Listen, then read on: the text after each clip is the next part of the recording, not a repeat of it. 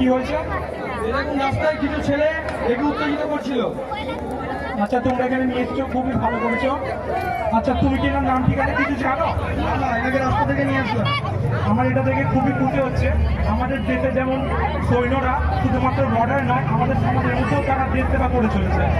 তো ঠিক আছে, আমি আমার টিমকে কাজে লেগে তো বলছিলাম নাম ঠিকানা জানার জন্য এবং উপযুক্ত পরিবেশ এবং উপযুক্ত চিকিৎসা দিয়ে এনাকে সুস্থ করা সম্ভব।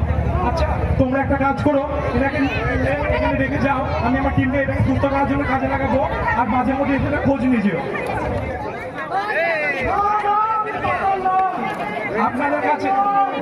আপনাদের কাছে আমার অনুরোধ, আপনাদের আশেপাশে